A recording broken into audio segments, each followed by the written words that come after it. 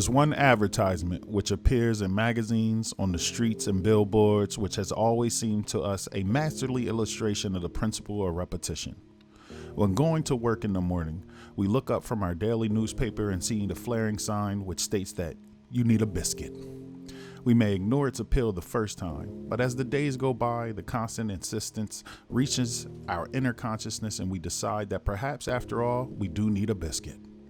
At any rate, whenever we have biscuits to buy it is natural that the biscuit, which has been most persistently advertised, should recur at once to our minds and that we should buy that particular biscuit.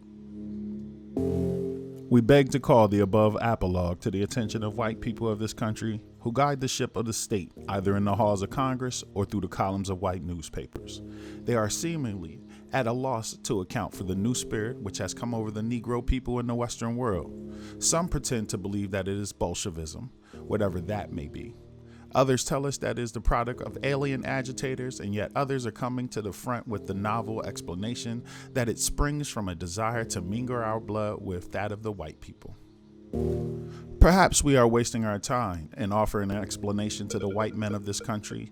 It has been proven again and again that the Anglo-Saxon is such a professional liar that when the plain truth before his eyes, he is still professed to see something else. Nevertheless, we make an attempt because we believe that a double benefit may accrue to us thereby. Does any reader who lived through the years of 1914 to 1919 and is still living remember what democracy was? It was the Uneeda Biscuit advertised by the messengers Woodrow Wilson, Lord George, Georges Clemenceau, and thousands of aspiring publicists, preachers, and thinkers who were on the one side of a conflict then raging in Europe.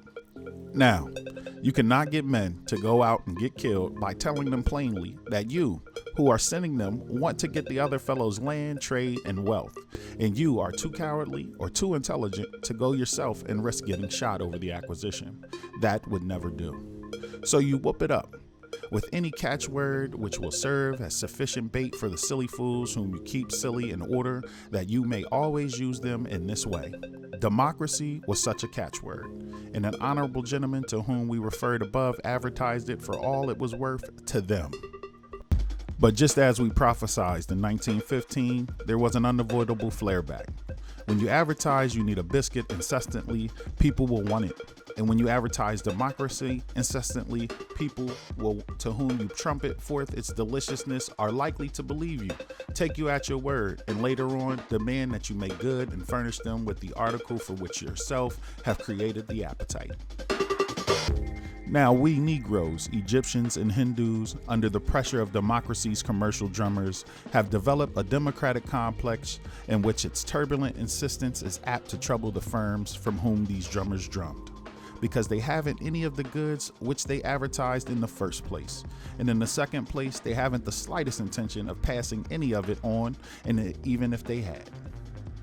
So, gentlemen, when you read of the Mullah, of Said Zaghloul Pasha, and Marcus Garvey or Casely Hayford, when you hear of Egyptian and Indian nationalist uprisings, of Black Star lines and West Indian seditions, kindly remember, because we know, that these fruits spring from the seeds of your own sowing. You have said to us, you need a biscuit, and after long listening to you, we have replied, we do. Perhaps next time, if there is a next time, you will think twice before you furnish to the inferior peoples such a stick as democracy has proved for the bludgeoning of your heads. In any case, your work has been too well done for even you to obliterate it. The Negro of the Western world can truthfully say to the white man and the Anglo-Saxon in particular, you made me what I am today. I hope you're satisfied. And if the white man isn't satisfied, well, he should worry. That's all.